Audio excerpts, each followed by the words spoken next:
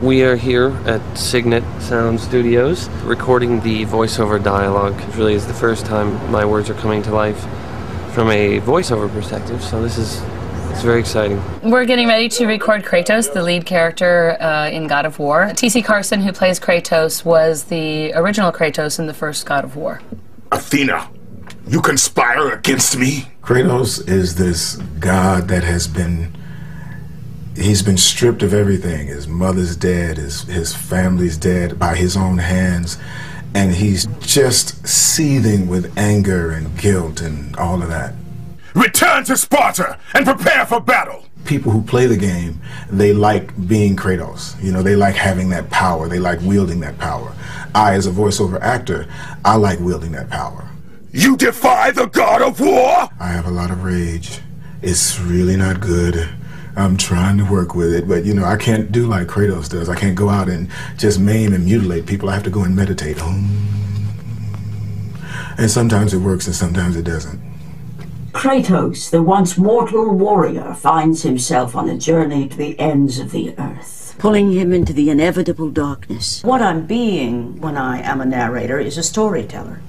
And that's the most primitive form of theater. And it's what I love the most. You certainly don't live up to your reputation, do you, Kratos? It's been a real interesting ride, that Clash of the Titans thing. This movie that I didn't think was going to really go anywhere became this long-lived, iconic film. At least I can bathe in the glory of being the one who brought down the mighty Kratos, the slayer of gods. Although I hardly think a harpy's fool such as yourself deserves such praise. It's very interesting to go back in the booth today and try to recreate the ethos of that character and try to not make him sound too much like a kid, but more like a guy who's, I mean, obviously, Perseus would be a little bit older now. He was that in 1979. Andromeda, my love, you will soon be with me again. That's very nice. I suppose there's a certain responsibility to bring credibility to a character like this, an iconic character. But it's really, it's a challenge to go out of your own self and to find a character that bears no resemblance whatsoever to who we are in our everyday life, and that's why I became an actor. What do you mean, Gaia? Not very often do you get the chance to play something as an actor that is so far removed from who you are, and not really removed from who you are, because we all have that side of us. And it's been really fun to be able to tap into that side of me, that Kratos side of me. I got it in my mind now. We want to make him big. I got it. We can.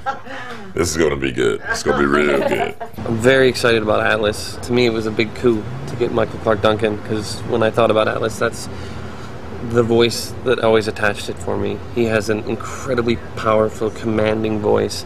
You dare show your face to me? Who breaks my chains of torment? He's a physical character. He's one of the strongest guys in the world. Actually, he carries the world on his shoulders. You know, to carry that around with you, especially for eternity, I can't even imagine. You have everybody's burdens right on your shoulder, and it must be very painful.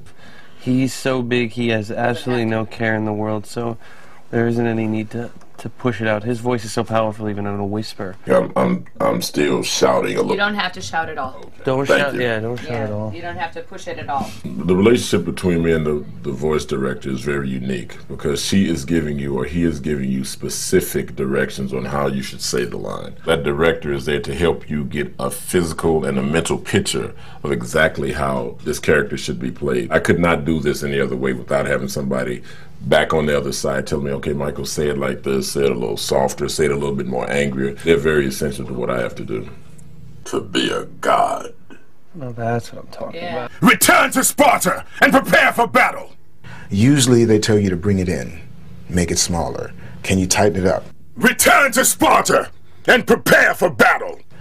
In game world, bigger is definitely better. And in a game like this, you really can't be too big. This is take 9, and This ends now! That's good. very nice.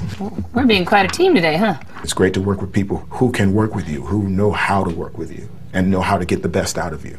all the power that made Kratos the god of war. What's so odd about doing these games is that, in fact, I can't tell you about my character because I don't know anything about her. You want a fairly gravelly, inflected voice for Gaia.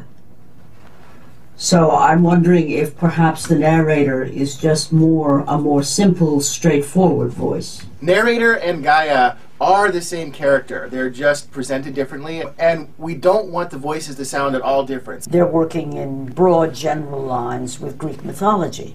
And so I address the language of my lines in an epic fashion.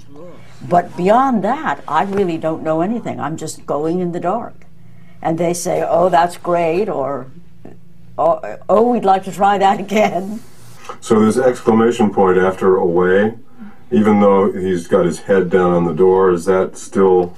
when he says, and now you've dashed it all away, that's when he's going to turn around and it's the accusatory, like... To do a voiceover of something that I've never seen. I mean, I know Perseus, I know that character because I played him, but I have no idea what's going on in this game and what the challenge really is within the context of the game. So it's a little odd. Am I, the great Perseus, to kill this fallen god to receive an audience with you? Nice. Will that allow me to bring my love back from the grasp of Hades himself? Yeah, that's great. That's where it's at. That's the level. The people that create the video games, I'm sorry, fellas, but they're a little nerdy.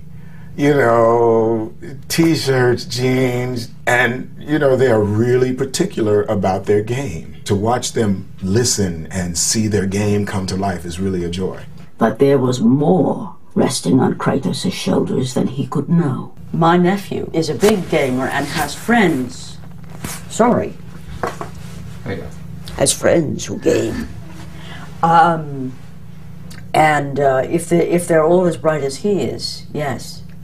Sounds like a very interesting group of people. Fight, Spartan. I missed by a long shot being a computer kid. I was one of those people who had to learn how to do it in my 40s. So you're not a gamer? I'm not a gamer, no.